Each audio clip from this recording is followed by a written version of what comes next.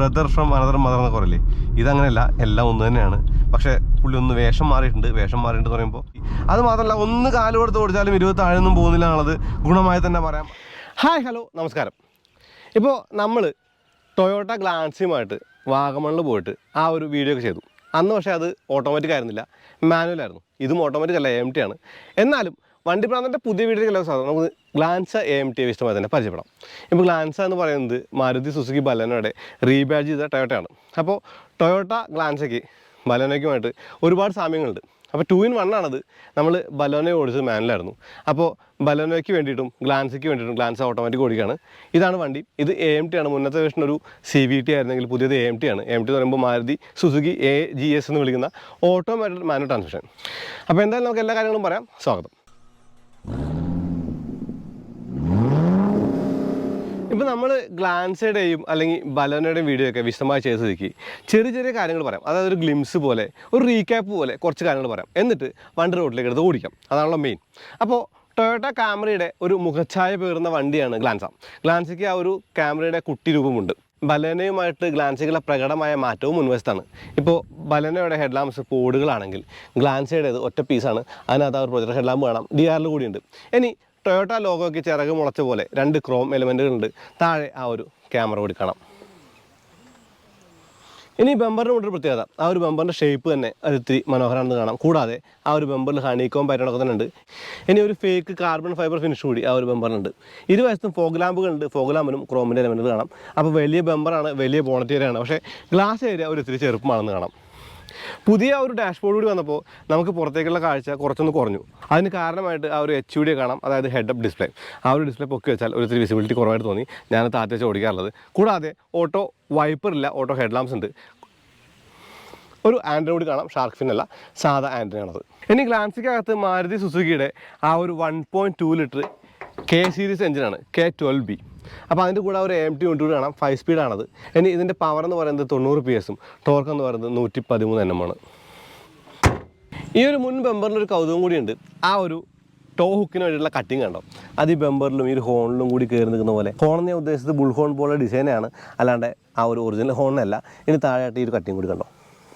ഇനി പഴയ ബലെനോ അല്ലെങ്കിൽ പഴയ ഗ്ലാൻസിൽ നിന്ന് പ്രകടമായ വ്യത്യാസം എന്ന് പറയുന്നത് ഈ ഒരു പിൻവശത്താണ്. ആ ഒരു ബൾക്കി ആയിട്ടുള്ള ഒരു പിൻവശമാണ്. കൂടാതെ ഡോറ് ഫ്ലെക്സിയൊന്നുമില്ല, അത്യാവശ്യം നല്ല മെറ്റലാണ് ഇപ്പോൾ ഉപയോഗിക്കുന്നത്. ഇനി ഫ്രണ്ടിൽ ആ ഒരു ഡിസ്ക് ബ്രേക്കുകൾ കാണാം. അപ്പോൾ വീലിൻ്റെ സൈസ് കൂടി പറയണം. ഇതൊരു 15 വീലാണ്. 15 വീൽ എന്ന് പറയുമ്പോൾ 195, 55, 616 ആണത്. മുന്നിൽ ഡിസ്കും ബാക്കിൽ ഡ്രമ്മും തന്നെയാണ്. 360 ക്യാമറയുടെ ഭാഗമായിട്ടുള്ള ക്യാമറ ഈ ഒരു മിററിന് താഴെയും കാണാം. ഇനി ക്രോം ഡോർ ഹാൻഡിലുകളും ക്രോം ലൈനിങ് എല്ലാം തന്നെ ഉണ്ട്. കൂടാതെ ഒരു ക്വാർട്ടർ ഗ്ലാസ് കൂടിയുണ്ട്. ആ ക്വാർട്ടർ ഗ്ലാസ് അവസാനിപ്പിച്ചതും ഒരു ക്രോമിൽ തന്നെയാണെന്ന് കാണാം. ഈ ഒരു ഭാഗമാണ് ഞാൻ പറഞ്ഞ ആ ഒരു ഉയർന്നു നിൽക്കുന്ന ഭാഗം. അത് ടെയിൽ ലാമ്പിലേക്ക് അങ്ങ് അലിഞ്ച് ചെയ്യുന്ന പോലെയാണ്. ഗ്ലാൻസയുടെ പിൻവശത്തിന് ഒരഴകുണ്ട്. അതിന് കാരണം എന്ന് പറയുന്നത് ഈ ഒരു ടെയിൽ ലാമ്പുകളൊക്കെ തന്നെയാണ്. അതായത് LED ടെയിൽ ലാമ്പാണ്. ഈ ടെയിൽ ലാമ്പ് 2 പീസാണ്. ഒരു പീസ് എന്ന് പറയുന്നത് ഈ ഒരു ഹാച്ച് ഡോറിലേക്കും മറ്റത് ഇങ്ങനെ ആ ഒരു ഫ്രണ്ടിലേക്കും കയറി നിൽക്കുന്നു. കൂടാതെ വലിയ ബമ്പറാണ്. ബമ്പറിന് ഒരു ബൾക്ക്നെസ് ഉണ്ട്. ആ ഒരു ബൾക്ക്നെസ് കുറഞ്ഞായിട്ട് 2 റിഫ്ലക്ടർ കൊടുത്തിട്ടുണ്ടെങ്കിലും ആ ഒരു ബൾക്ക്നെസ് നമുക്ക് ഫീൽ ചെയ്യും. കൂടാതെ ആ ഒരു നമ്പർ പ്ലേറ്റിൻ്റെ ഹോൾഡർ കണ്ടോ? അത് കട്ടിങ് എന്ന് പറയുന്നത് മനോഹരമാണ്. ഇനി ഈ ഒരു പാർക്കിംഗ് സെൻസേഴ്സ് കാണാം. കൂടാതെ ഈ ഒരു ക്രോമിൻ്റെ മുകളിലുള്ള ആ ഒരു ക്യാമറ കൂടി കണ്ടോ? ഗ്ലാൻസിൽ നിന്നും ആ ഒരു വേരിയൻറ്റ് ബാഡ്ജിങ് കാണാം. അത് V ആണത്. കൂടാതെ വൈപ്പറും D4 തന്നെ കാണാം. അത്യാവശ്യം ഒരു ഗ്രൗണ്ട് ലെൻസ് കൂടിയുണ്ട്. എന്നാലും കാഴ്ചയ്ക്ക് നല്ല ഭംഗി തോന്നുന്നത് ഈ ഒരു ആംഗിളാണ്.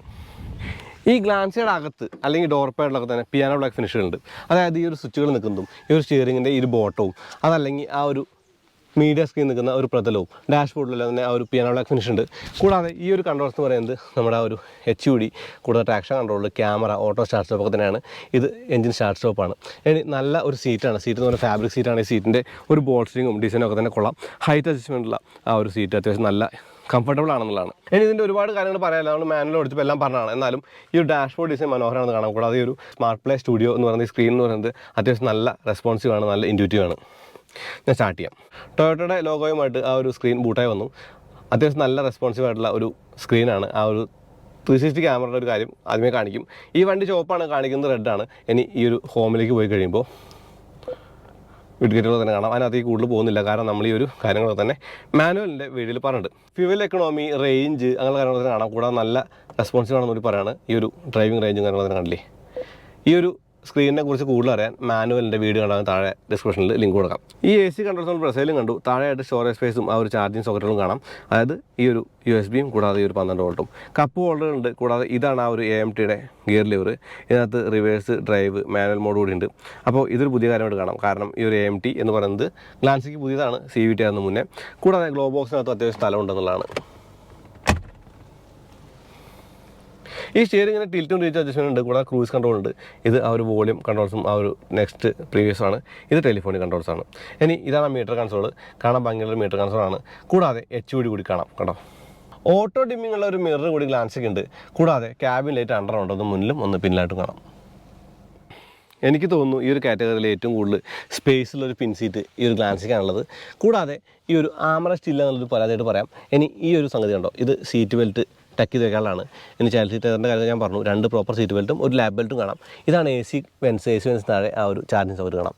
അതിലൊന്നെന്ന് പറയുന്നത് C പോർട്ടാണെന്നുള്ളത് പറയേണ്ടതുണ്ട്. മിഡിൽ ഹമ്പ് ചെറുതാണ്, അത്യാവശ്യം നന്നായിരിക്കാം, അത്യാവശ്യം നല്ല ലെഗ് സ്പേസ് ഉണ്ട്. കൂടാതെ അത്യാവശ്യം നല്ല ഹെഡ് റൂം കൂടി ഉണ്ടെന്നുള്ളതാണ്. ഈ ഒരു ഗ്ലാൻസിനെക്കുറിച്ചും അല്ലെങ്കിൽ ബലോനെക്കുറിച്ചും ഫോർ ദാറ്റ് മാറ്റർ എല്ലാ കാര്യങ്ങളും 2 വീഡിയോയിലും പറഞ്ഞിട്ടുണ്ട്. ആ 2 വീഡിയോയുടെ ലിങ്ക് താഴെ കൊടുക്കാം.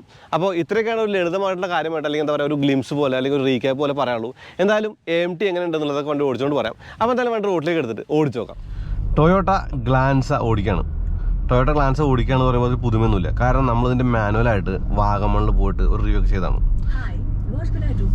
Nothing, you just keep silent. Okay, അപ്പോൾ ഈ ഒരു ഓഡിയോ ഇടയ്ക്കിടയ്ക്ക് വരും. അതായത് നമ്മുടെ കൈ കൊണ്ടിട്ടോ അല്ലെങ്കിൽ ഇങ്ങനെയൊക്കെ വരും. നമ്മുടെ ഒരു കീവേഡ് ഫൈൻഡൊക്കെ വരും. അതായത് ശരിക്കും ഒരു ഭയങ്കര റെസ്പോൺസീവ് ആയിട്ടുള്ള സ്ക്രീനാണ്. അപ്പോൾ ടച്ച് ആണെങ്കിലും അല്ലെങ്കിൽ ഒരു വോയിസ് കമാൻഡ് ആണെങ്കിലും അതിനകത്തേക്ക് വരാം. അതല്ലെങ്കിൽ ആ ഒരു കാര്യം ഞാൻ പറഞ്ഞു കഴിഞ്ഞു. അപ്പോൾ ഈ ഒരു വണ്ടി എന്ന് പറയുന്നത് ഓട്ടോമാറ്റിക്കാണ്. ഓട്ടോമാറ്റിക്കാണെന്ന് പറയുമ്പോൾ ഓട്ടോമാറ്റിക് എന്ന് പറയാൻ പറ്റില്ല, ഓട്ടോമാറ്റഡ് മാനുവൽ ട്രാൻസ്മിഷനാണ്. മാരുതി AGS എന്ന് വിളിക്കാം. മാരുതി AGS എന്ന് വിളിക്കാൻ പറയുമ്പോൾ ഈ ഒരു വണ്ടിക്ക് അത് റിലവൻ്റ് ആണ്. കാരണം മാരുതി ബലേനോയുടെ ട്വിൻ ബ്രദറാണ് ഈ ഒരു ഗ്ലാൻസ. ബ്രദർ എന്നൊക്കെ പറയാൻ പറ്റുമല്ലേ? അതായത് ബ്രദർ ഫ്രം അനദർ മദർ എന്നൊക്കെ പറയില്ലേ?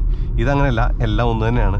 പക്ഷേ പുള്ളി ഒന്ന് വേഷം മാറിയിട്ടുണ്ട്. വേഷം മാറിയിട്ടെന്ന് പറയുമ്പോൾ ലോഗോ മാറി, അല്ലെങ്കിൽ എന്താ പറയുക ഗ്രില്ല് മാറി, അങ്ങനെ കുറേ കാര്യങ്ങൾ മാറ്റങ്ങൾ വന്നിട്ടുണ്ട്.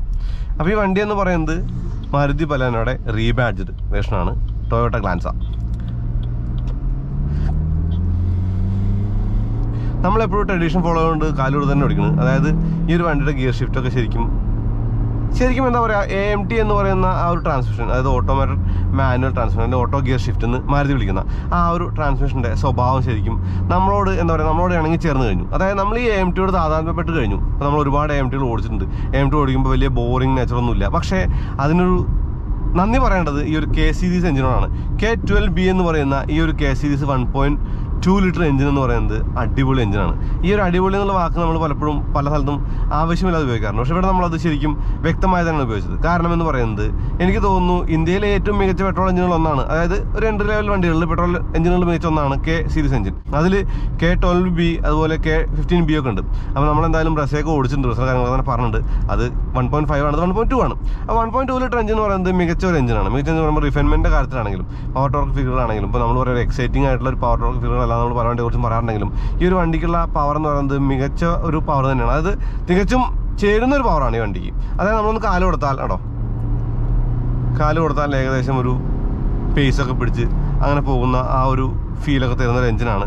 അപ്പോൾ ഈ ഒരു എഞ്ചിൻ്റെ കൂടെ AMT അതായത് AGS ചേരുമ്പോൾ എനിക്ക് തോന്നുന്നു നല്ല കോമ്പിനേഷനാണത്. ആ ഒരു കോമ്പിനേഷനാണ് ഈ വണ്ടിയുടെ ഹൈലൈറ്റ്. ആദ്യത്തെ ഹൈലൈറ്റ്, 1-2 ഹൈലൈറ്റ് പറയാനുണ്ട്. രണ്ടാമത്തെ ഹൈലൈറ്റ് എന്ന് പറയുന്നത് ഫ്യൂവൽ എഫിഷ്യൻസിയാണ്. 22 കിലോമീറ്ററിൻ്റെ പുറത്താണ് ഇതിന് കമ്പനി പറയുന്നൊരു മൈലേജ്. എനിക്ക് ഓവറോൾ ഇപ്പോൾ തന്നെ 20 കാണിയാണ്. ഓവറോൾ നമ്മുടെ ഒരു ലളിതമായ ഡ്രൈവിങ്ങിൽ 21.7 ഒക്കെ കിട്ടി. അത് മാത്രമല്ല ഒന്ന് കാല് കൊടുത്ത് ഓടിച്ചാലും 20 താഴെയൊന്നും പോകുന്നില്ല എന്നുള്ളത് ഗുണമായി തന്നെ പറയാം. ആ ഒരു ഗുണമെന്ന് പറയുന്നത് പറയേണ്ടതുണ്ട്. കാരണം ഇപ്പോൾ ഫ്യൂവലിൻ്റെ വിലയൊക്കെ കൂടി നിൽക്കുകയാണ്. ഫ്യൂവൽ എഫിഷ്യൻസി നോക്കിയിട്ട് വണ്ടി വാങ്ങുന്ന ആളുകൾക്ക് മികച്ചൊരു ചോയ്സായിട്ട് ഗ്ലാൻസ മാറിയിട്ടുണ്ട്. പിന്നെ പറയുന്ന ഒരു കാര്യം എന്ന് പറയുന്നത് എഞ്ചിൻ്റെ കാര്യം ഞാൻ പറഞ്ഞെങ്കിൽ കൂടി പവർ ടോർക്ക് ഫിഗറുകളെ കുറിച്ച് പറഞ്ഞില്ല. അതായത് ഈ ഒരു K12B എന്ന് പറയുന്ന എഞ്ചിൻ്റെ പവർ എന്ന് പറയുന്നത് 89 PS ആണ്. അതായത് 90 PS ഇവർ കിലോ വാട്ടിലാണ് പറയാം. എന്നാൽ 90 PS ആണ് പവർ. 90 PS പവറും 113 Nm ടോർക്കുണ്ട്. അപ്പോൾ ഇതൊരു BS6 എഞ്ചിനാണ്. BS6 എന്ന് പറയുമ്പോൾ ഇതിൻ്റെ ഒരു എഞ്ചിൻ്റെ കഥ പറയുമ്പോൾ ഈ ഒരു കാര്യത്തിൽ എടുത്തു പറഞ്ഞൊരു കാര്യം എന്ന് പറയുന്നത് ഇത് ഡ്യുവൽ VVT ഡ്യുവൽ ജെറ്റ് എഞ്ചിനാണെന്നുള്ളതാണ്. അതായത് മാരുതി സുസുക്കിയുടെ വണ്ടികൾ കാണുന്ന ആ ഒരു K12B എഞ്ചിൻ തന്നെയാണ്. അപ്പോൾ ഈ ഒരു പുതിയ ഗ്ലാൻസയിൽ ഇത് ശരിക്കും ഒരു എന്താ പറയുക ആ ഒരു ഡ്യുവൽ VVT ആയി. അതിൻ്റെ കൂടെ നമുക്ക് കാണാണ്ട് ഫ്യൂൽ എഫിഷ്യൻസി ശരിക്കും നല്ല ഫ്യൂൽ എഫിഷ്യൻസിയാണ്. ഞാൻ മാനുവലായിട്ട് പോയപ്പോഴും വാഗമൺ പോലുള്ള ആ ഒരു ഹിൽ ഏരിയയിലൊക്കെ പോയപ്പോഴും അത്യാവശ്യം നന്നായി കാല് കൊടുത്ത് ഓടിക്കേണ്ടി വന്നപ്പോഴും 17 താഴെ താന്നിട്ടില്ല എന്നുള്ളതൊരു വലിയ കാര്യമാണ്. പിന്നെ CVT ആയിരുന്നു ഗ്ലാൻസ അല്ലെങ്കിൽ ബലെനോ പണ്ട്. പക്ഷേ ഇപ്പോൾ അത് മാറിയിട്ട് AMT ആയി, അതായത് ഓട്ടോമാറ്റഡ് മാനുവൽ ട്രാൻസ്മിഷൻ ആയി. അപ്പോൾ അതിന് ഗുണമുണ്ട്. ഗുണം എന്ന് പറയുന്നത് ആ ഒരു ഫ്യൂൽ എഫിഷ്യൻസി തന്നെയാണ്. പക്ഷേ ദോഷം എന്ന് പറയുന്നത് CVT അത്ര സ്മൂത്ത് അല്ല AMT എന്നുള്ളതാണ്. ആ ഹെഡ് നോഡും കാര്യങ്ങളൊക്കെ തന്നെ ഉണ്ട്. ഇപ്പോൾ നമ്മൾ സാധാരണപ്പെട്ടു എന്നൊക്കെ പറഞ്ഞാലും AMTയുടെ സ്വഭാവം AMT കാണിക്കും. നമുക്ക് ആ ഒരു ശീലം മാറിയെന്നുള്ളൂ. ഞാൻ CVT ആണ് പ്രിഫർ ചെയ്യുന്നത്. പക്ഷേ എനിക്ക് തോന്നുന്നു നമ്മുടെ നാട്ടിൽ ഇങ്ങനത്തെ വണ്ടികളൊക്കെ വാങ്ങുന്ന ആളുകളുടെ മെയിൻ ഒരു ഫാക്ടർ അല്ലെങ്കിൽ ഒരു പ്രയോറിറ്റി എന്ന് പറയുന്നത് ഫ്യൂൽ എഫിഷ്യൻസിയാണ്. അങ്ങനെ നോക്കുമ്പോൾ AMT ആയി വന്നത് നല്ല കാര്യമായിട്ട് തോന്നുന്നുണ്ട്. പിന്നെ നമ്മൾ ആ ബ്രസീൽ കണ്ട ആ ഒരു ഓട്ടോമാറ്റിക് 6 സ്പീഡ് ടോർക്കാനോട്ട് വരാതിരുന്നത് മിക്കവാറും കാറ്റഗറി ഡിഫറൻഷ്യേറ്റ് ആയിരിക്കും. അതായത് ആ ഒരു ഗിയർ ബോക്സ് ഇതിലും വന്നു ബ്രസീലും വന്ന വലിയ കാര്യമായിട്ട് മാറ്റങ്ങൾ വരില്ലല്ലോ. 1.5 ആണെങ്കിൽ കൂടി. അപ്പോൾ ഈ ഒരു 1.2 ലിറ്റർ എഞ്ചിനോട് കൂടിയിട്ട് ഈ ഒരു 5 സ്പീഡ് AMT അത്യാവശ്യം നന്നായി തന്നെ പ്രവർത്തിക്കുന്നുണ്ട്. നമുക്ക് കാര്യമായിട്ട് അലോസരങ്ങളൊന്നും ഇല്ലാണ്ട് കാര്യമായിട്ട് എന്താ പറയുക വലിയ ഒരു ഹെഡ് നോഡൊന്നും അത്ര കണ്ട് ഫീൽ ചെയ്യാണ്ട് ഓടിക്കാൻ പറ്റുന്നുണ്ടെന്ന് തന്നെ പറയാം. ഇനി ഞാൻ മെല്ലെ ഒന്ന് മാനുവൽ മോഡിലേക്ക് മാറ്റി ഡൗൺ ചെയ്യാണ്. 4 3 കലോടാം.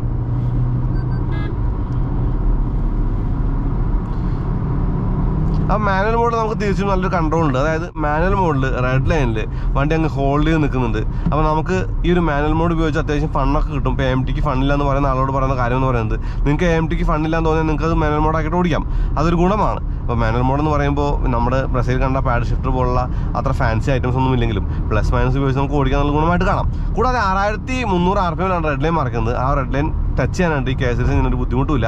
അതായത് നമ്മൾ സ്റ്റാൻഡ്സിൽ നിന്ന് എടുക്കുമ്പോൾ വണ്ടി പറന്ന് കയറി പോകുന്ന ആ ഒരു ഫീൽ നമുക്ക് കിട്ടുന്നുണ്ട്. ഞാൻ പറഞ്ഞൊരു കാര്യം എന്ന് പറയുന്നത് 1.2 ലിറ്റർ 90 PS എഞ്ചിൻ്റെ ആ ഒരു കാറ്റഗറി കാണണം. അല്ലാണ്ട് 100 PHP പുറത്തുള്ള വണ്ടികളായിട്ട് കമ്പയർ ചെയ്യരുത്. അങ്ങനത്തെ ഒരു കമ്പാരിസൺ ഈ വണ്ടിക്ക് യോജിക്കില്ല. ഇനി 7 ലക്ഷം താഴെയാണ് ഇതിൻ്റെ എക്സ്ഷോറൂം പ്രൈസ് ആരംഭിക്കുന്നത് ബേസ് മോഡലിൻ്റെ. കൂടാതെ 10 ലക്ഷം താഴെയാണ് ഇതിൻ്റെ ടോപ്പ് എൻഡ് മോഡലിൻ്റെ ആ ഒരു എക്സ്ഷോറൂം പ്രൈസ്. അപ്പോൾ എനിക്ക് തോന്നുന്നു 11 ലക്ഷം രൂപയ്ക്ക് ഈ ഒരു ടോപ്പ് എൻഡ് മോഡൽ നമുക്ക് ഓൺ റോഡ് കിട്ടും. അങ്ങനെ കിട്ടുമ്പോഴും വില തീർത്തും കൂടുതലാണ്. കാരണം ഒരു ഗ്ലാൻസയ്ക്ക് അല്ലെങ്കിൽ ഒരു ബലെനോയ്ക്ക് എന്ന് പറയുന്നത് 12 ലക്ഷം രൂപയ്ക്ക് അടുത്ത പ്രൈസ് എന്ന് പറയുമ്പോൾ കൂടുതലാണ്. സ്റ്റിൽ എല്ലാ വണ്ടിയും വില കൂടിയെന്ന നിലയ്ക്ക് അത്യാവശ്യം നല്ലൊരു വണ്ടി എന്ന നിലയ്ക്ക് വണ്ടിയെ കാണാം. HUD പോലുള്ള ഫീച്ചേഴ്സിനെ കുറിച്ച് ഞാൻ പറയുന്നില്ല. കാരണം HUD ഒന്നും അധികം ഫാൻസി ആയിട്ട് ആളുകൾക്ക് തോന്നില്ല. സൺറൂഫ് പോലുള്ള കാര്യങ്ങളില്ല. കാരണം സൺറൂഫ് എന്ന് പറയുന്നത് ഇപ്പോൾ ഒരു തീർത്തും ആവശ്യമായ കാര്യമായിട്ട് ആളുകൾ കാണുന്നുണ്ട്. ഫോർ എക്സാമ്പിൾ ഞാൻ ആ ഒരു വെന്യൂവിൻ്റെ വീഡിയോ ചെയ്ത് പറഞ്ഞ കാര്യമുണ്ട്. വെന്യൂവിൽ അലോയ് വീലില്ല, പക്ഷേ സൺറൂഫ് ഉണ്ടെന്നുള്ളത്. ഇതിന് സൺറൂഫ് ഇല്ല, പക്ഷേ HUD ഉണ്ട്.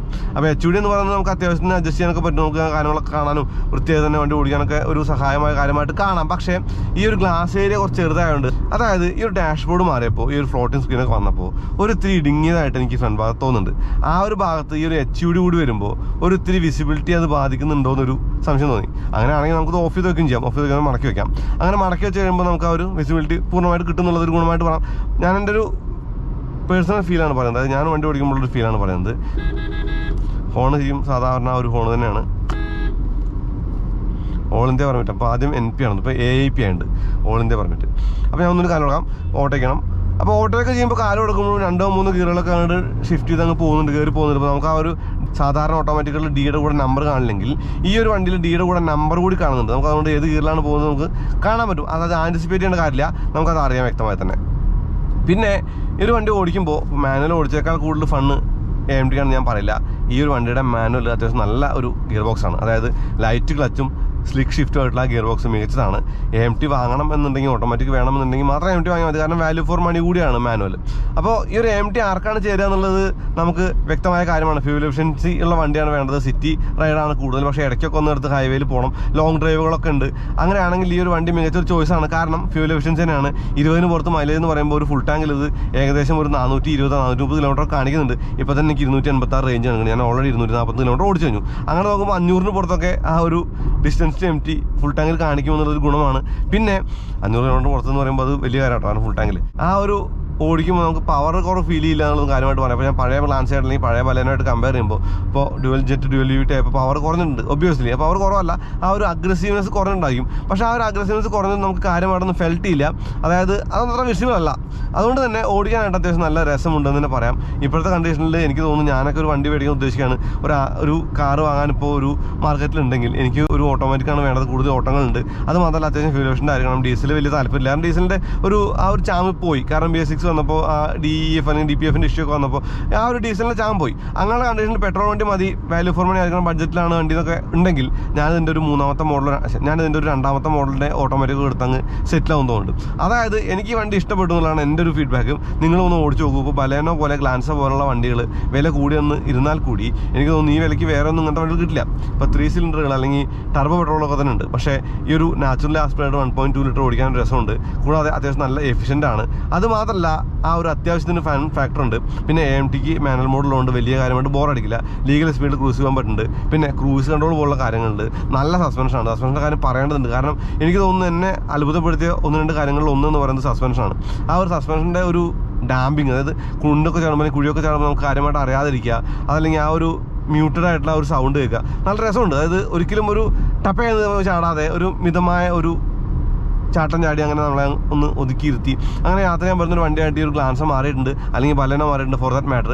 അപ്പോൾ 2-in-1 എന്ന് പറഞ്ഞാൽ ഒരു ടൈറ്റിൽ ഞാൻ വണ്ടിക്ക് കൊടുക്കാനുള്ള അല്ലെങ്കിൽ വീഡിയോയ്ക്ക് കൊടുക്കാനുള്ള കാര്യം എന്ന് പറയുന്നത് ഈ 2 വണ്ടിയുടെയും വീഡിയോ ഒന്നായിട്ട് ചെയ്യുന്നു എന്നുള്ളതാണ്. അത് എന്തായാലും ഞാൻ ഗ്ലാൻസയുടെ മാനുവൽ ഓടിച്ചിട്ടുണ്ട്, ബലേനോയുടെ മാനുവൽ ഓടിച്ചിട്ടുണ്ട്. ഇപ്പോൾ ഗ്ലാൻസയുടെ AMT ഓടിക്കുകയാണെങ്കിൽ ബലേനോയുടെ AMT കൂടി ഓടിച്ച് വീഡിയോ ചെയ്യേണ്ട കാര്യമില്ല, അതിൻ്റെ റിലവൻസ് ഇല്ലല്ലോ. അപ്പോൾ അതുകൊണ്ടാണ് ഞാൻ 2-in-1 എന്നുള്ള ടൈറ്റിൽ കൊടുത്തത്. അപ്പോൾ എന്തായാലും നല്ല രസമുള്ള ഒരു വണ്ടി എന്ന നിലയ്ക്ക് ഗ്ലാൻസ മാറി, നല്ല രസമുള്ള ഒരു വണ്ടി എന്ന നിലയ്ക്ക് ബലേനോയും മാറിയിട്ടുണ്ട്. പിന്നെ ബലേനോയുടെയും ഫ്രണ്ടും ഗ്ലാൻസയുടെ ഫ്രണ്ടും തമ്മിൽ അത്യാവശ്യം വ്യത്യാസമുണ്ട്. ഏത് ഫ്രണ്ടാണ് നിങ്ങൾക്ക് ഇഷ്ടപ്പെടുന്നത് നിങ്ങൾ താഴെ കമൻറ്റ് ചെയ്യും. അതായത് ഏത് രൂപമാണ് നിങ്ങൾക്ക് ഇഷ്ടപ്പെടുന്നത്. ഇനിയിപ്പോൾ സ്റ്റിയറിംഗ് ആണെങ്കിലും അത്യാവശ്യം നല്ലൊരു ഫീഡ്ബാക്ക് തരുന്നത്, റീച്ച് അഡ്ജസ്റ്റ് ചെയ്യാം. ഓട്ടോമാറ്റിക് ഹെഡ് ലാമ്പ് പോലുള്ള കാര്യങ്ങളുണ്ട്, വൈപ്പറില്ല. പിന്നെ ഗ്ലാസ് ഏരിയ എന്ന് പറയുന്നത് ചെറുതാണ് ഞാൻ പറഞ്ഞെങ്കിൽ കൂടി കുറച്ച് ഓടിച്ച് ശീലമായി കഴിഞ്ഞാൽ നമുക്കതൊരു വിഷയം വരാതാവും. അപ്പോൾ അതും ഒരു ഗുണമായിട്ട് തന്നെ കാണാം. പിന്നെ നല്ല കാഴ്ച തരുന്ന മിററുകളാണ്, ഫോൾഡ് കൂടി ചെയ്യും.